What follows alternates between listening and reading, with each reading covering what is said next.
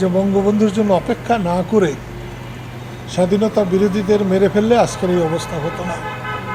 1971 স্বাধীন হওয়ার পর আমরা যদি বঙ্গবন্ধুর অপেক্ষায় না থাকে, আমরা যদি রাজাকার নিধন করতাম, তাহলে হয়তো এই স্বাধীনতার 54-55 বছর পরে আজকে আমাদের এই রূপটি দেখতে হতো না। বঙ্গবন্ধুর 107তম জন্মদিন এবং 106তম জন্মবার্ষিকী। অনেকে এটা খেয়াল করে না, জন্মদিন আর জন্মবার্ষিকী এক বছর আগে পিছু, এক বছর পূর্ণ হলে জন্মবার্ষিকী আলোচনা হয়। মুক্তিযোদ্ধাদের ছেলেরা কোনো লেখাপড়া করে নাই, রাজাকারের ছেলেরা লেখাপড়া করেছে, আজকে ডিসিওসি তারা হয়েছে, এসপি হয়েছে।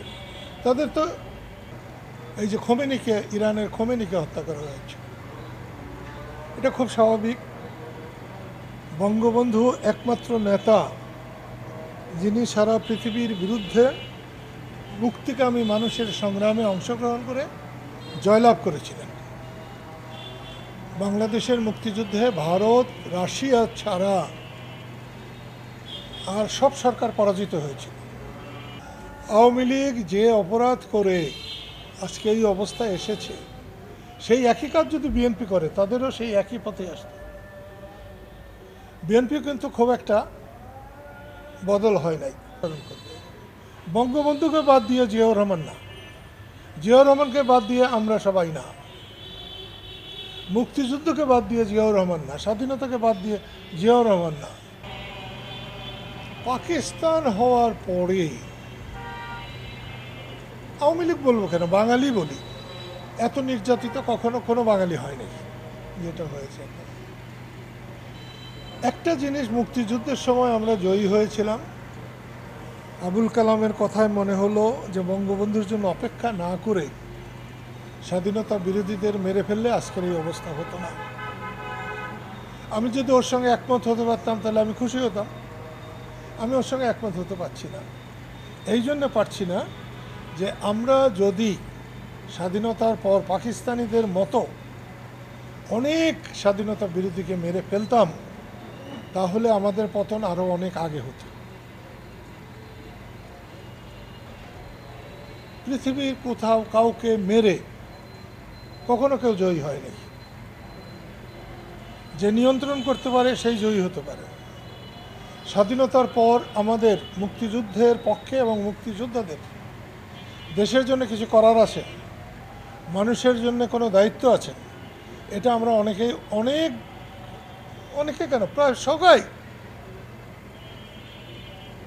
একটু হলেও ভুলে গিয়েছিলাম। কেউ হয়তো পুরো ভুলে নাই, কেউ হয়তো 4 আনা ভুলেছে, কেউ হয়তো 2 আনা ভুলেছে সবাই, আমরা সবাই ভুলেছি। মুক্তিযোদ্ধাদের ছেলেরা কোনো লেখাপড়া করে নাই, রাজাকারের ছেলেরা লেখাপড়া করেছে, আজকে ডিসিওসি তারা হয়েছে, এসপি হয়েছে। তাদের তো এই জন্য গলা টিপে ধরা চলবে না। আমাদের ছেলেদের উপযুক্ত করা উচিত ছিল। আমরা কিন্তু এখনও এই যে এত বড় একটা বিপর্যয় হয়েছে, তারপরেও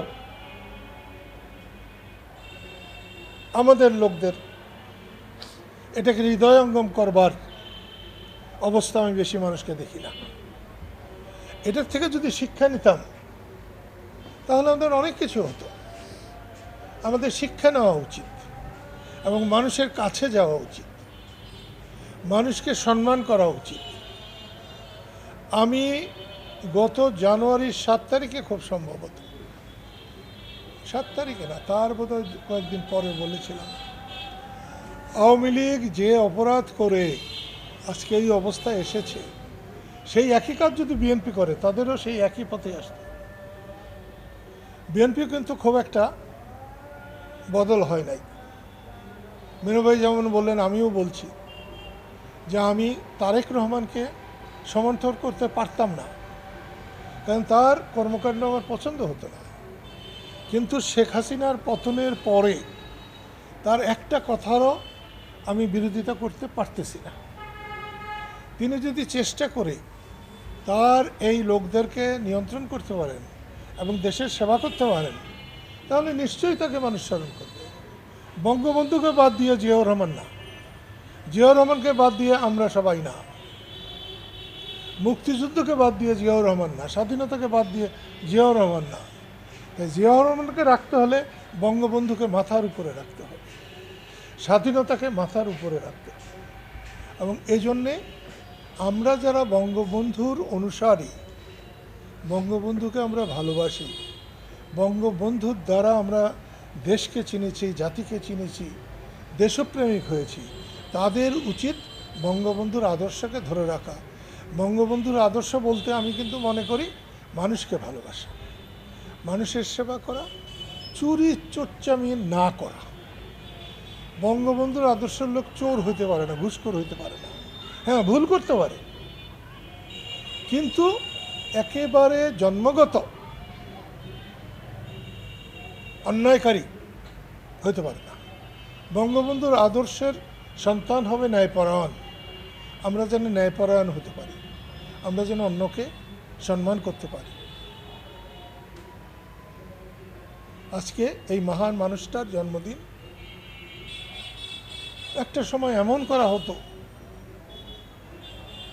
7 মার্চের ভাষণে 7 তারিখে যেমন কান ঝালাপালা করে দেওয়া হতো, একটা ছোট্ট মিটিং ডেকে সেখানে তার রেকর্ড বাজিয়ে দেওয়া হতো। আজকের 17 মার্চে কিন্তু তাই হতো। এটা অন্তর না, এটা আত্মা না, এটা লালন না, এটা পালন না।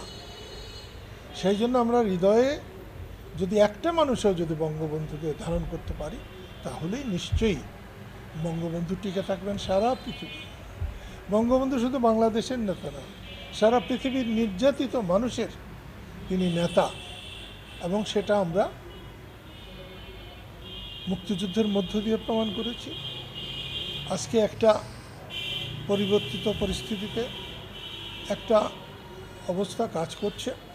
আমি খুব খুশি হতাম যদি সবার মধ্যে পরিবর্তন দেখতাম, যারা এখানে কি কষ্ট করে দিন কাটাচ্ছে, কিভাবে যারা বাইরে চলে গেছেন, নিশ্চয়ই এরকম হলে যায়, কিন্তু তাদের মধ্যে আমি কোনো রকমের পরিবর্তন আমি দেখি না। আজকে বঙ্গবন্ধুর জন্মদিনের মধ্য দিয়ে আমি আল্লাহর কাছে প্রার্থনা করব, তাদের আল্লাহ পরিবর্তন দিন, মানুষের সেবা হওয়ার সুযোগ দিন। মানুষ নিশ্চয়ই ভুল করতে পারে, নিশ্চয়ই কোনো নেতার ভুল হবে, কর্মীর ভুল হবে। ক্ষমা চাইলে যদি আল্লাহ ক্ষমা করেন, তাহলে ক্ষমা চাওয়ার মতো মানসিক অবস্থা হওয়া দরকার। আমি আবারও এই সরকারকেও ধন্যবাদ দেই, মানুষের সরকার হওয়ার জন্যে। যারা আন্দোলন করে শেখ হাসিনার পতন ঘটিয়েছিলেন, তাদেরকেও ধন্যবাদ দেই। যদি তারা সংযত থাকেন, তারা যদি মনে করেন যে তারা মানুষের মালিক, দেশবাসীর মালিক, তাহলে তাদের অধঃপতন হবেই হবে, অনেকটা তো হয়েছেই। আর তারা যদি মনে করেন যে তারাও দেশের মানুষের সেবক, তাহলে নিশ্চয়ই তাদের অবদান অনেক দিন মানুষ মনে রাখবে। আমি আল্লাহ রাব্বুল আলমিনের কাছে প্রার্থনা করি যে আল্লাহ যেন বঙ্গবন্ধুকে ব্যস্তবাসী করেন, তার পরিবার পরিজন যারা 15ই আগস্ট নিহত হয়েছেন তাদেরকে আল্লাহ যেন মাফ করে ব্যস্তবাসী করেন। আমার দেশবাসীকে আল্লাহ যেন তার পবিত্র আরশের ছায়াতলে রাখেন।